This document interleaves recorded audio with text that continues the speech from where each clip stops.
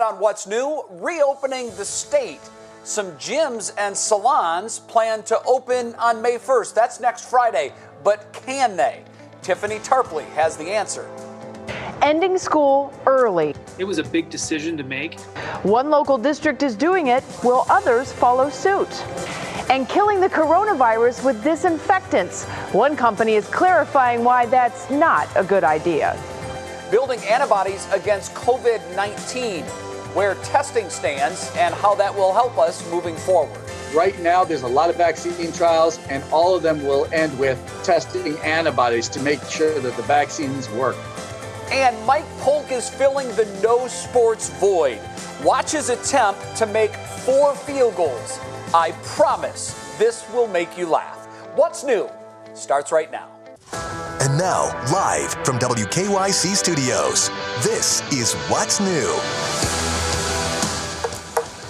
Just about everything Mike Polk does makes me laugh. I can't wait for this later today.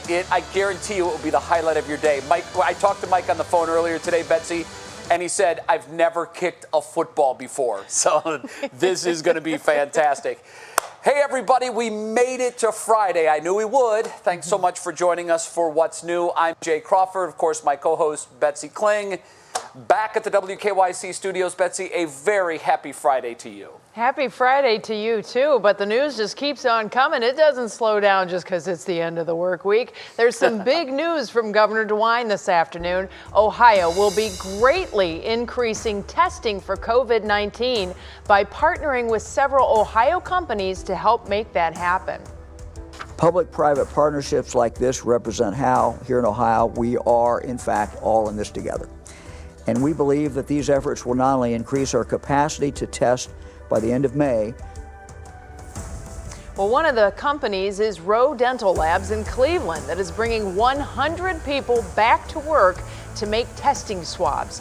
In all, the state hopes to make more than 1 million of the critical swabs.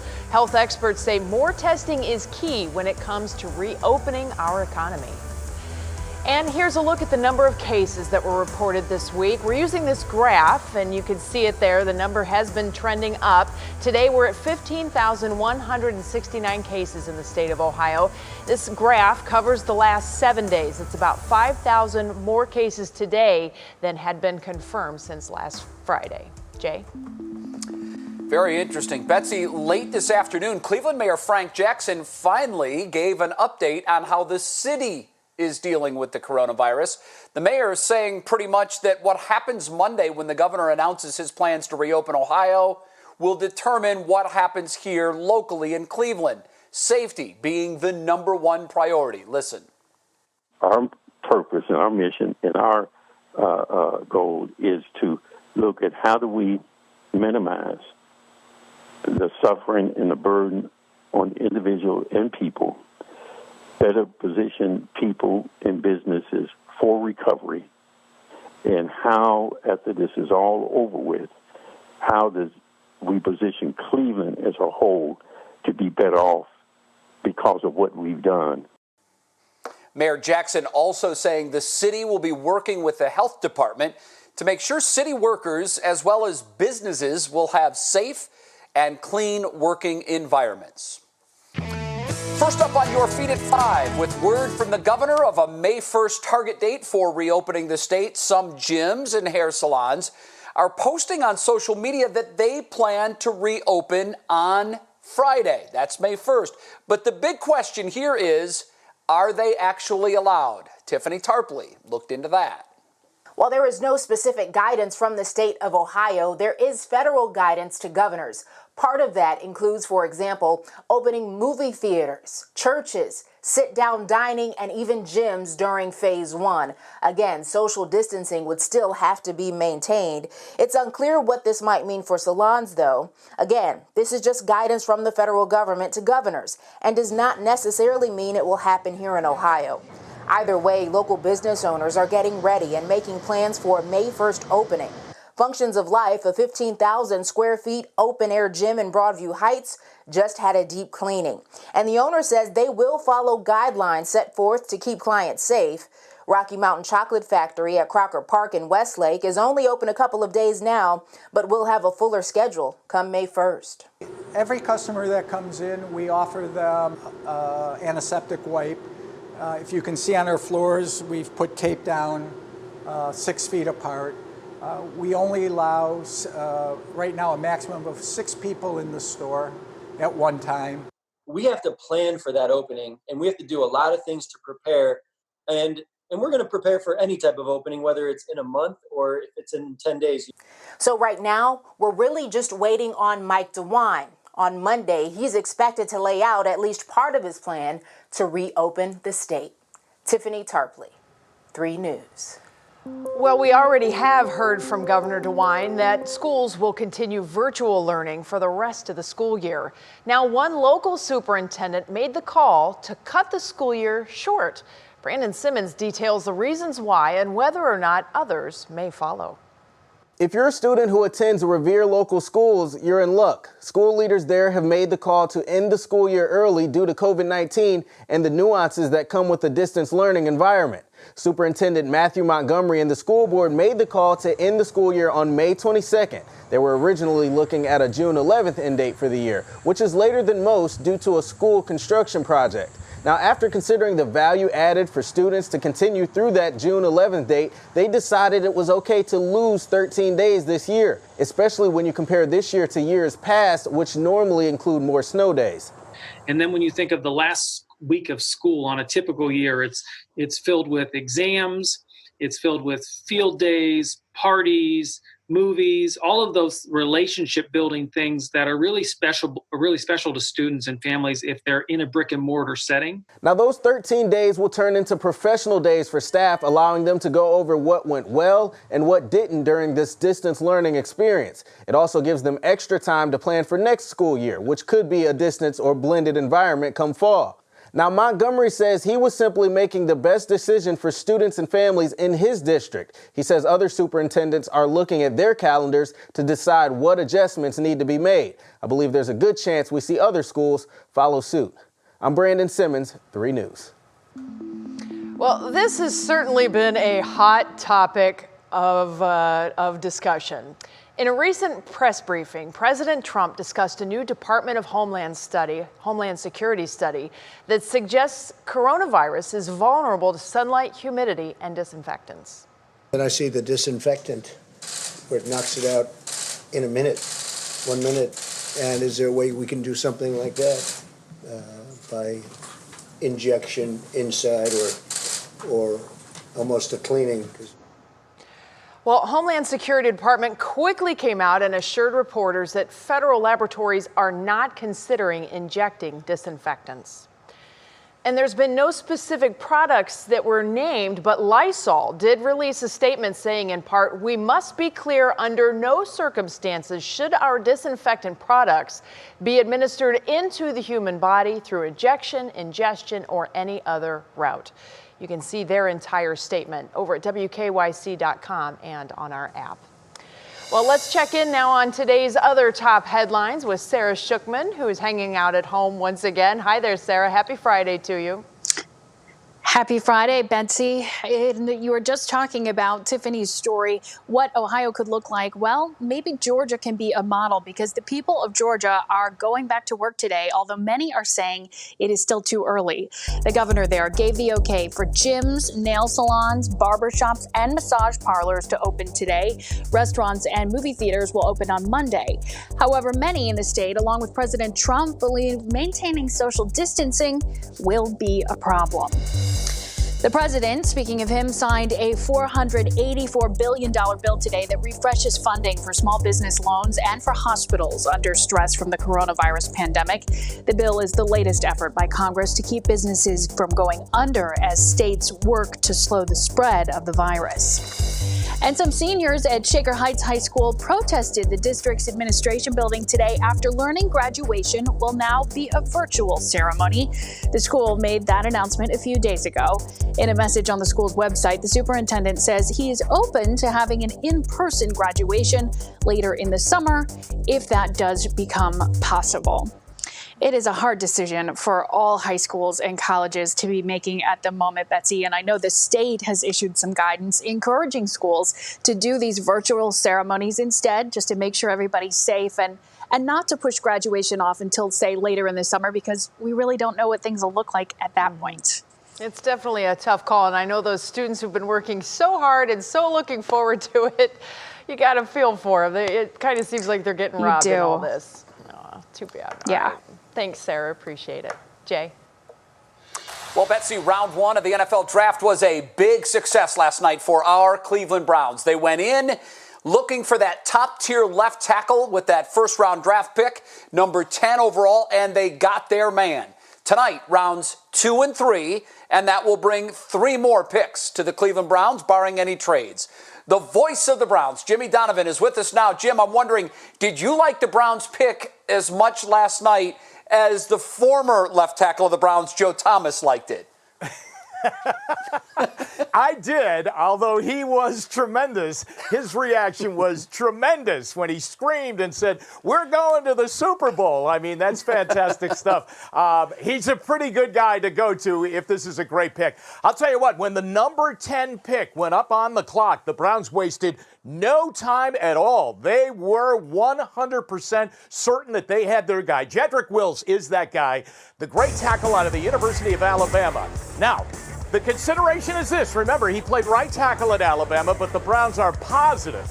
They are very, very confident he'll make the adjustment and go over to the left side and play left tackle for them starting this year, and they hope for many, many years to come. They think he's that good athletically. They checked it out with the coaches at Alabama. They said we had to play him at right tackle because we had a left-handed quarterback that we had to protect, and he's that good.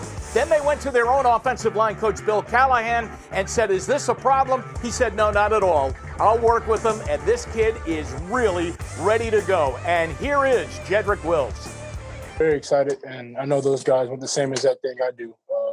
It's going to do nothing but make us stronger if we all have the same goal in mind, which is to win. And I'm going to do everything I can to put us in that position.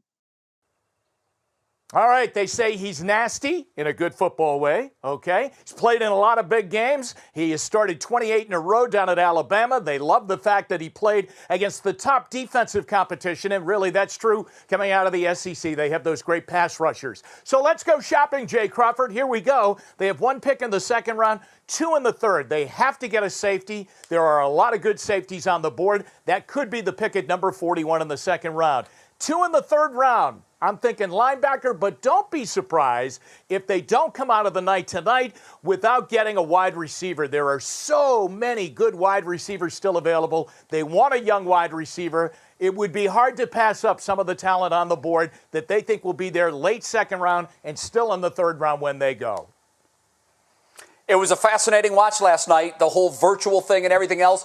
Record viewership for the NFL draft, over 15 million households. Jimmy, that really speaks to how hungry we are for any kind of sports. Even if it's a draft, we couldn't wait. Jimmy, thanks, and we'll see you at 6 o'clock.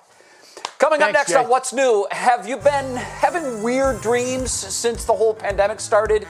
Turns out you're not alone. A sleep doctor tells us why that's happening and what we can do about it. And Stephanie Haney, what's clicking in Cleveland? Jay, coming up, we'll show you how the Cleveland Browns gave Jedrick Wills Jr. a very warm welcome to the roster. Now, back to Betsy for the weather. Hi, Betsy. How about that sunshine? Hello, it is gorgeous outside. All right, it's a little chilly in some spots, but we get to see the sun. How long will we get to see the sun, especially as we get into the weekend? I have details straight ahead.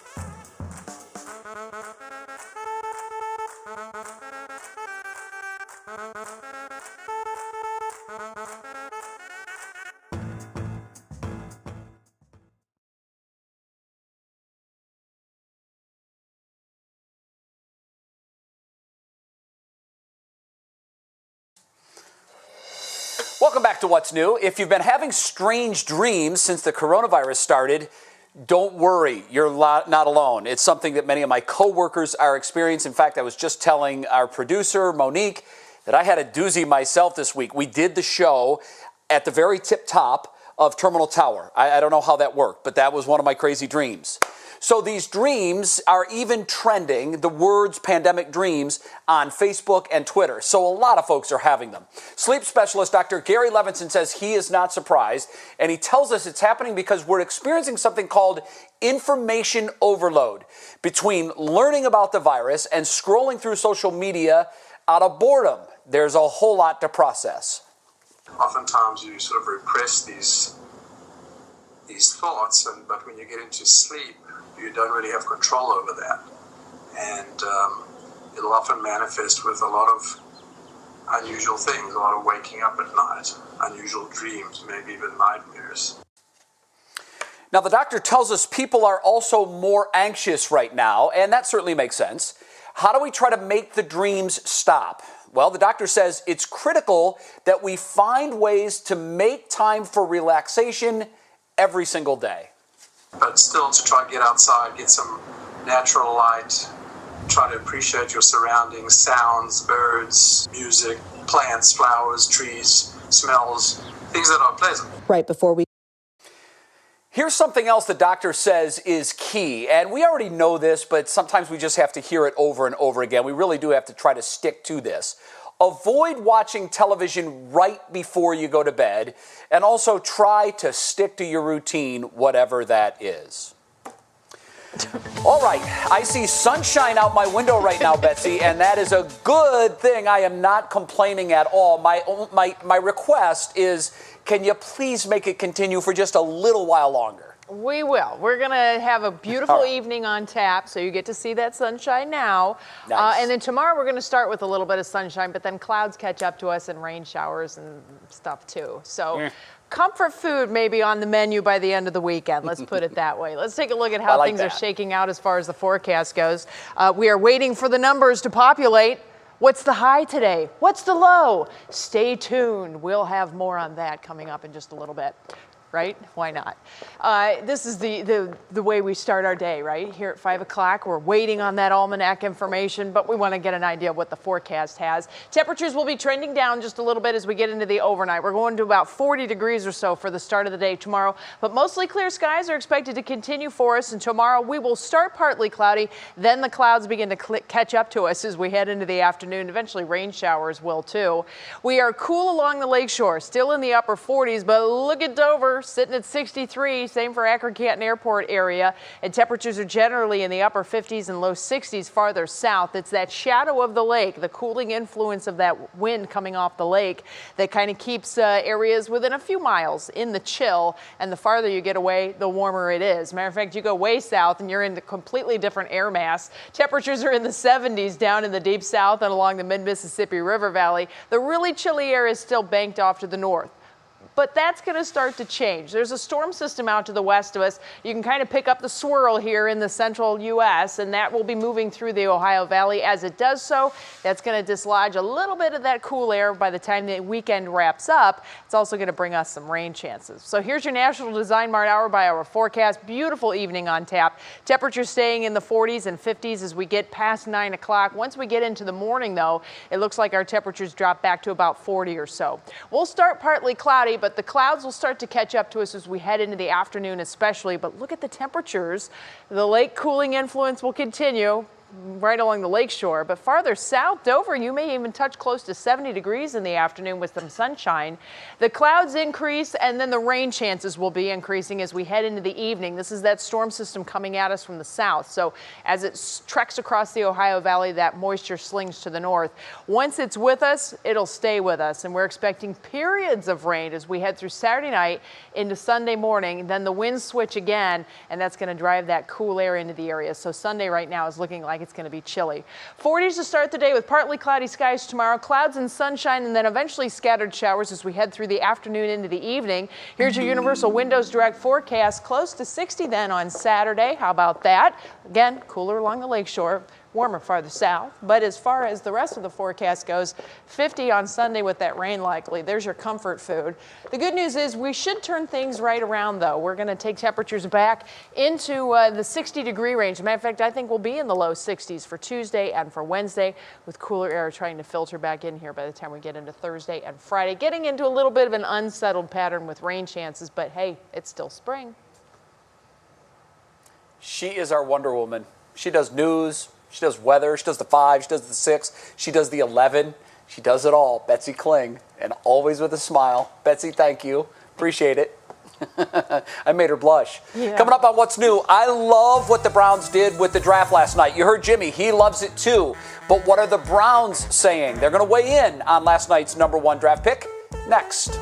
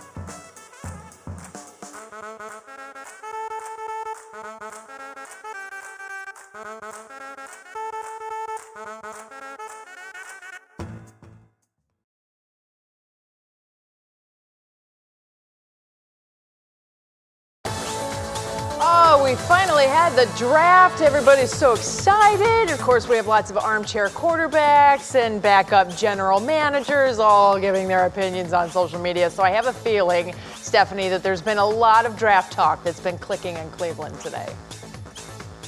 There is, but you know what? We're not going to talk about the armchair quarterbacks. We're just going to talk about the real ones.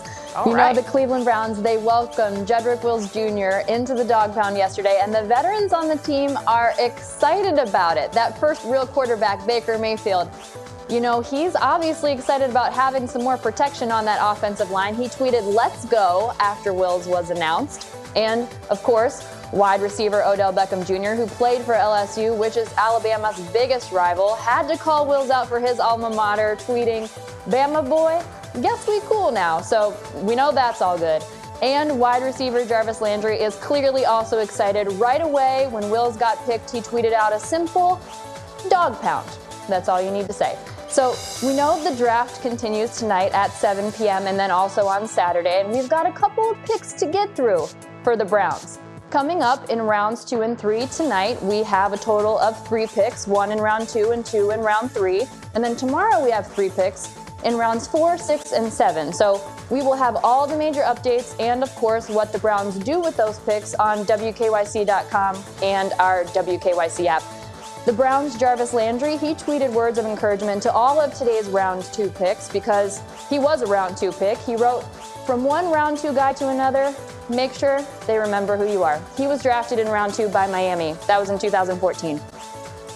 Now, we know that for high school seniors, it's been a bit of a bummer with COVID-19 kind of messing up things. So we want to share some love and spotlight those seniors and let them know how special they are with our Senior Shoutouts campaign. Here's a couple of them we want to show you so far. First up here, we've got Jordan Vensil of Geneva High. Big smile there, obviously very excited about what's to come. And then also Charlie Glazer of Brunswick High School, both graduating this year. We want them to know what you've done so far has been amazing. Now it's on to bigger and better things. If you want us to shout out a senior, you can submit that. We need the name, the year, and a non-professional photo. Betsy, that's at wkyc.com/senior shoutouts. That is a really cool thing. We'll be featuring those also on Facebook, Twitter, Instagram, the whole rigmarole. So we're going to get everybody their proper due. Thanks a lot, Stephanie. Appreciate it. Have a great weekend. Thanks. You too. All righty. Well, coming up, antibody testing. This is really interesting. The staggering results of a new study and what they may show about when the coronavirus first showed up in New York. And it's earlier than you expect. Also back in the action, desperate for sports? Well, Mike Polk, well, he'll try. We'll just leave it at that. And stretching your budget, how you can get the most out of ingredients when you are cooking and not let anything go to waste. We'll be right back.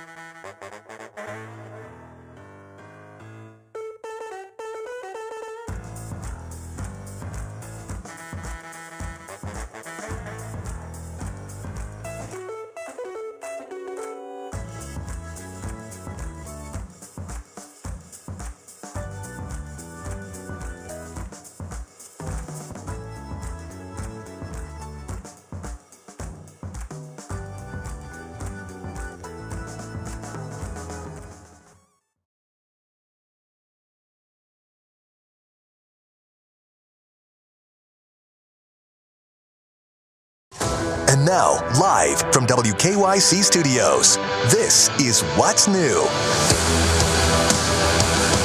Happy Friday, everybody. I just sprinted across the studio. I had to fix something on the weather computer. Woo! I got my big girl heels on too, Jay, so it's not easy. Look, nobody gets to see my shoes, so there you go. They're super cute and very fun. Not made for running, though. Not good for running, definitely. So the good news is I did not break my ankle. Whew. All right, well, thanks everybody for watching and joining us. Strap in, it's quite a ride. My name's Betsy Kling, and joining me from home is Jay Crawford from Studio J. Yeah, that's right, Betsy. We're going to start off this half hour, as we do every day, with some happy news to make you smile and make your heart feel warm. And they are heroes, and they are Midview teachers from Grafton. Look at this. These teachers so love their kids that they drove to their students' homes to say goodbye to all of their students, which of course was especially important for the class of 2020. The teachers were escorted by school buses, troopers, and fire and EMS workers. Pretty cool, Betsy, pretty cool. That is awesome stuff. Well, we mentioned it at the bottom of the hour, and I got to tell you, I think this is a fascinating thing to talk about. It is our top talker here at 5:30. There's some startling new news out of New York today, where the city's first antibody study shows 2.7 million New Yorkers may have already been infected with the coronavirus. That's more than 10 times the number of confirmed cases. Now, also significant in this, researchers now believe the virus was in New York as early as late January, well before the first case was confirmed on March 1st. Now, based on this new data, they say that at that point, as many as 11,000 people may have been infected. Again, that is weeks before the first reported case. This antibody test was relatively small. People were recruited at shopping centers and grocery stores, so they were healthy enough to be out in public, but 21% of that sample carried the coronavirus antibody in the test. All right, so why is this important? It means that a larger number of people may have developed antibodies, meaning they already had the virus and got through it, and that will potentially protect them from future infections of the virus.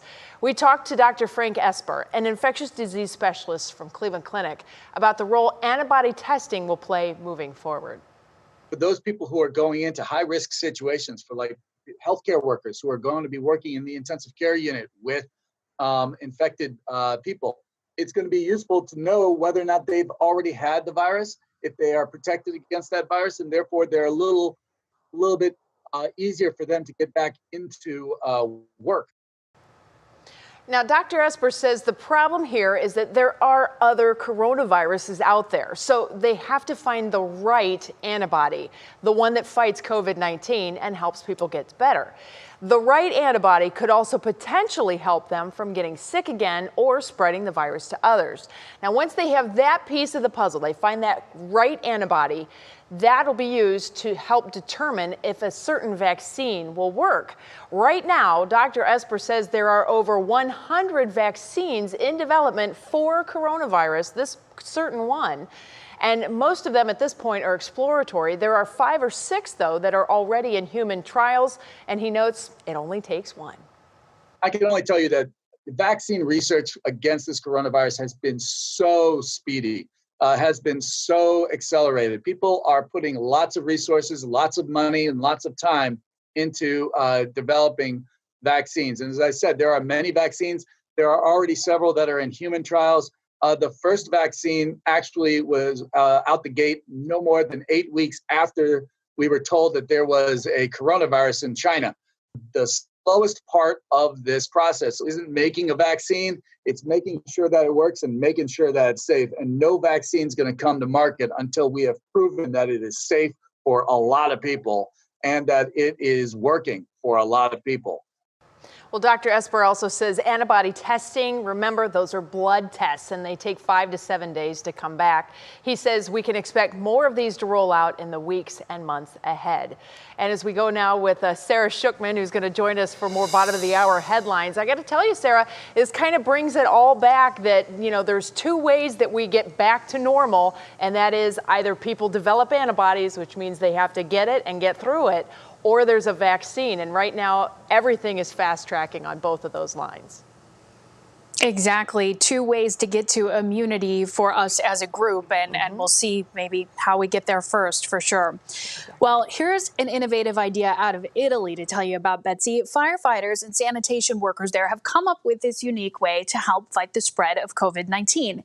They're using snow cannons. You know, the kind you see at Boston Mills, Brandywine, and other ski resorts. They're spraying disinfectant around local villages. These cannons are strapped on the back of trucks, and they're filled with diluted hydrogen peroxide, which they have said kills coronavirus. Italy is in the midst of beginning to reopen the country and easing some of its stay-at-home orders.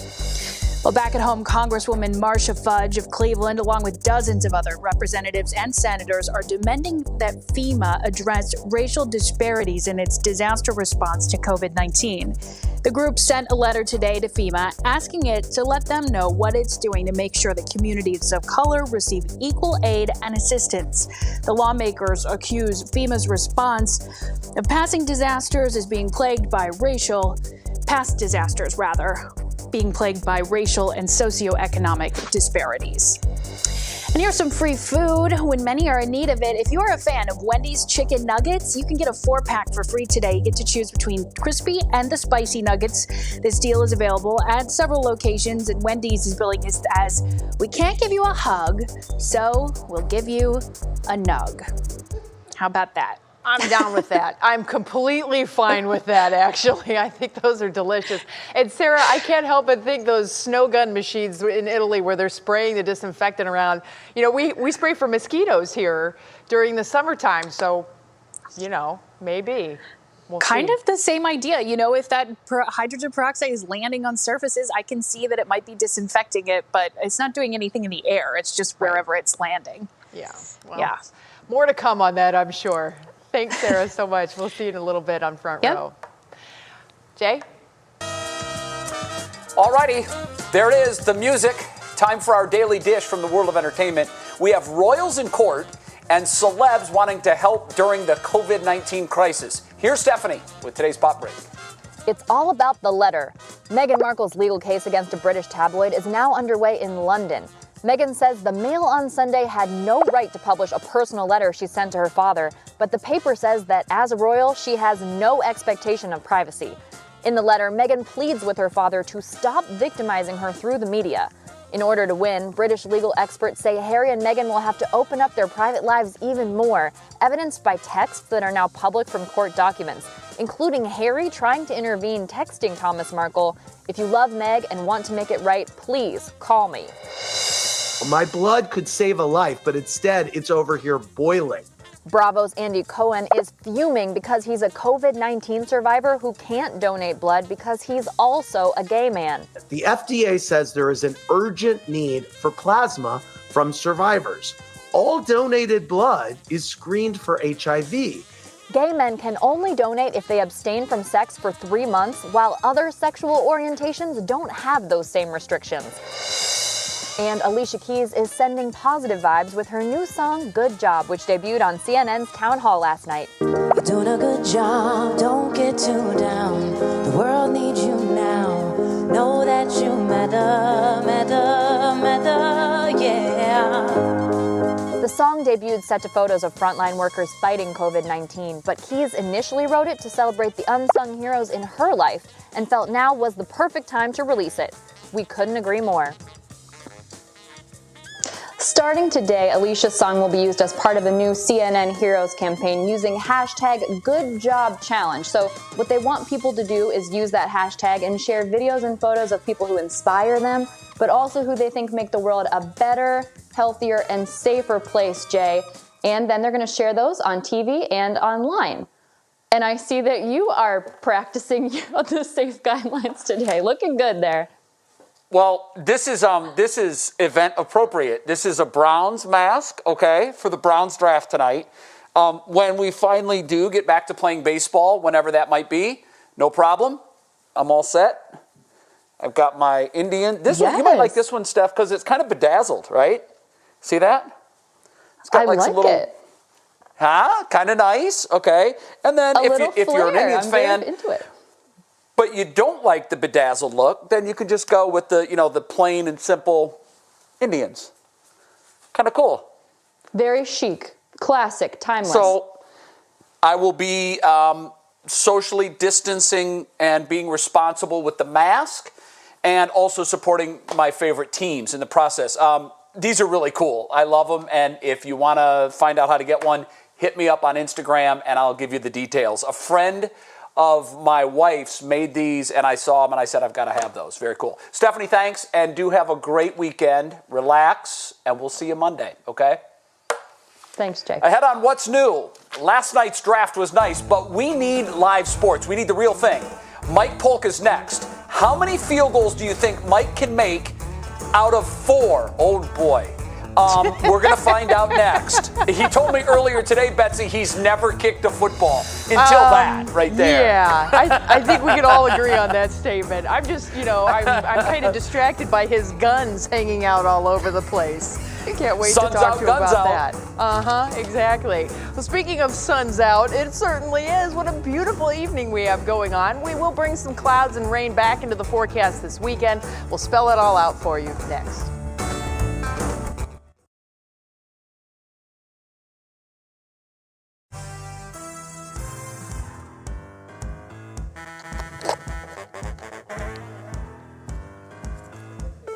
We're only doing 4, but I'll do 4 for 4 for you. We only had 4 footballs, sorry. But yeah, I'll nail them all, don't worry. I broke my foot doing just practicing, so that's a good sign.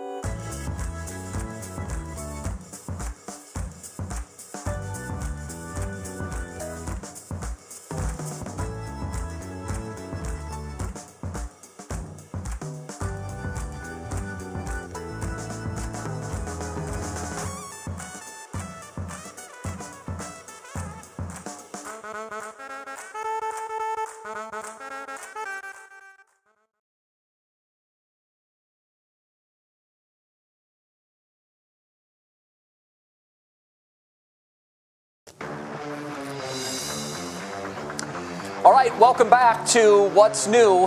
We have right now a 3 News and What's New exclusive. We know that you're really thirsty for any kind of sports. In fact, last night's draft proved it. 15 million households tuned in, which is a record number by far, to watch a virtual NFL draft. So, in lieu of any live sports, What's New brings you Mike Polk with live sports.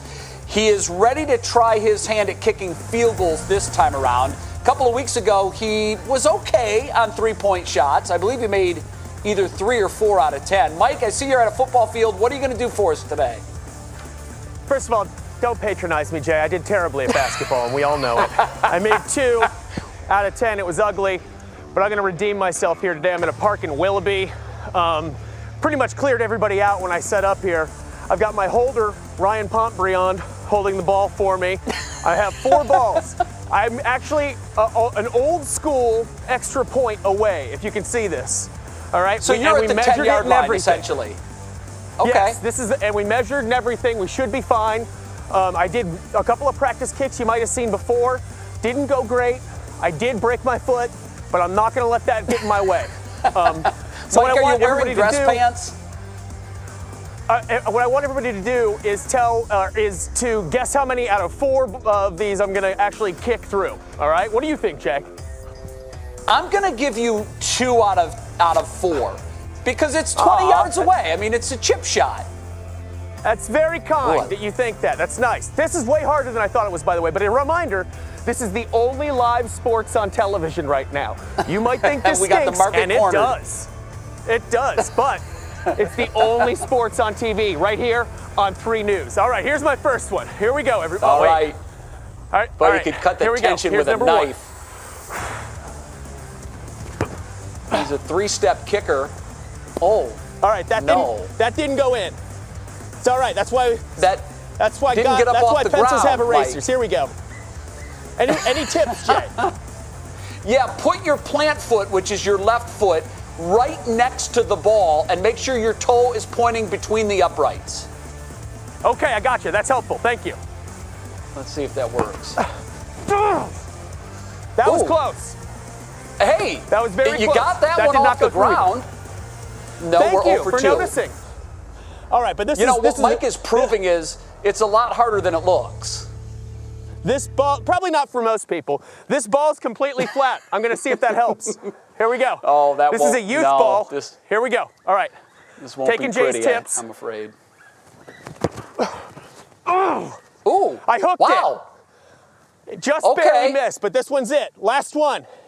Here we go. All right. For all He's the marbles. 0 for 3, folks. Yeah, this is an exclusive. You can't get live sports anywhere else but right here Only on live What's New. sports on TV. This is it, you guys. Come on, Mike. Whew. All right, we got it. Come on. That's it. Look at that. Look at that. I am so proud of you, Mike. Thank you.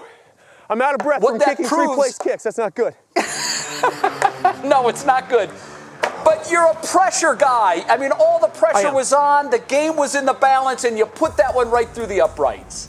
It's that much harder once you've missed 3, because then it's in your head. But I overcame that, and I persevered. For you folks at home, only live sports on TV. Mike Polk, you're the greatest. Have a great weekend. Thank you for the laugh. We appreciate it. 1 for 4, everybody. Thanks, Jay. I'm running it back. I love the vest.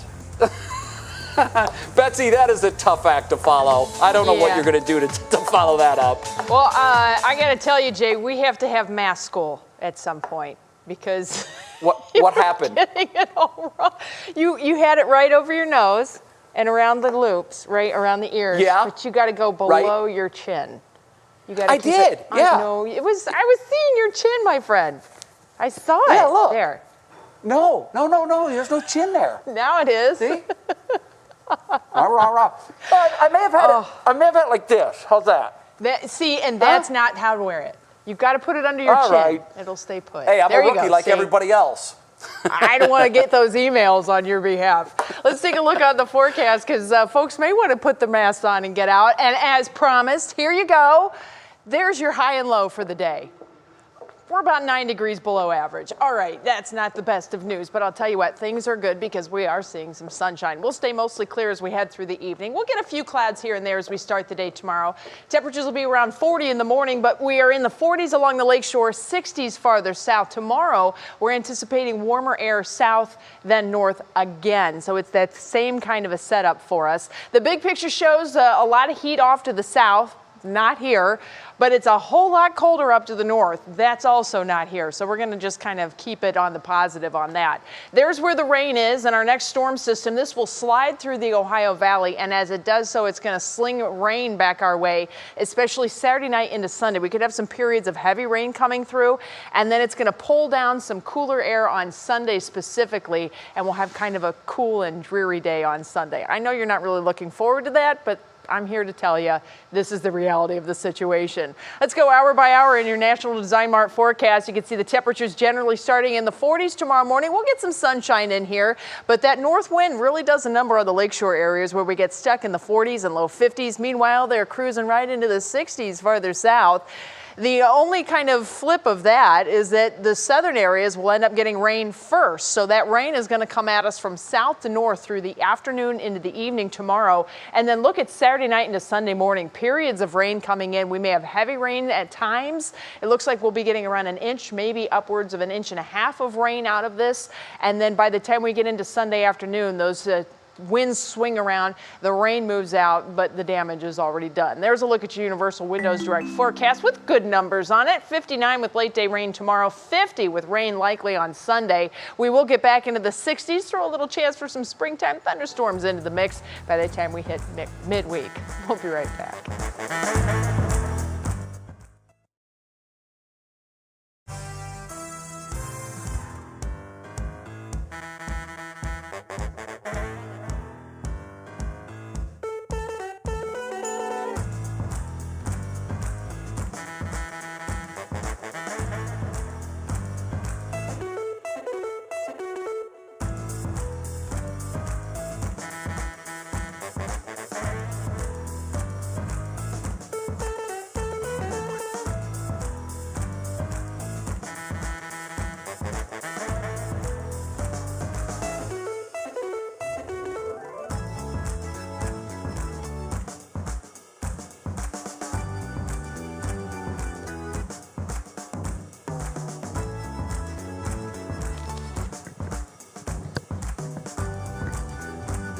Go.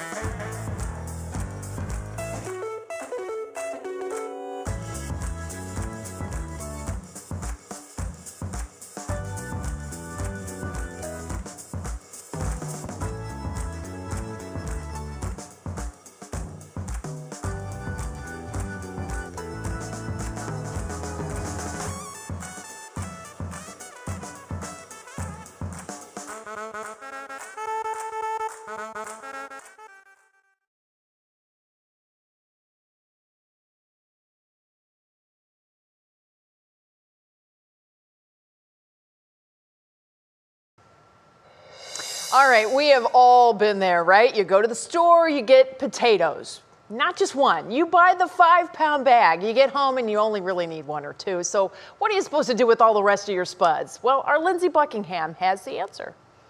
All right, so how many of you have done this? You go to the store, you're meal planning, and then, oops, you've bought too much. I know I'm guilty of it. So instead of letting that food go bad, we tapped Chef Eric Wells to help us get 3 meals out of 1 food item. During these difficult times, families are looking for ways to stretch their food budget. What I like to do at home is to take a rotisserie chicken that you can buy at the store and make 3 different dishes. So what I have here is a little chicken fajitas, which we toss with some peppers, and then I have the tortilla shells and your toppings here. Next, what I did was take the dark meat of the chicken, tossed it in barbecue sauce, and served it as chicken sliders. Finally, what I did here was took the bones from the chicken, boiled those off, skimmed the fat from it, and made my own chicken broth. Chicken broth is really good. You can make your own soup, chicken noodle soup, or any type of soup at home. Guys, eat well, be well. I'm Chef Eric Wells. Thank you so much. Thanks, Chef Eric. Okay, my turn. I have too many potatoes, like way too many. So here's 3 dishes I made to use them all up. First up, hash brown burrito bowl. Ready? Here we go. Grate the potatoes. Now, some seasoning. Then, fry them up. Best part, the toppings, beans, avocado, cheese, and salsa. Next, good old mashed potatoes, Instapot style. Let's do this. Potatoes in the pot, chicken broth, seasoning, steam them up, and done. Last but not least, roasted potatoes. Easy, yummy, and quick. Cut them up, hit them with a little olive oil, seasoning, and a little bacon. Wait, bacon? Let's slow that down for a second. Now, into the oven, and that smells really good. Well, there you have it. 3 dishes from one food item. And here's the thing, you don't have to eat it all up in one night. Just pop it in the fridge or freezer and save it for later. For 3 News, I'm Lindsay Buckingham. All I can think about is Bubba Gump in Forrest Gump with the shrimp. You know what I'm talking about. The shrimp creole, shrimp gumbo, shrimp cocktail. You know what I mean. Well, you can find all the dishes that were just featured on WKYC.com. We'll be right back.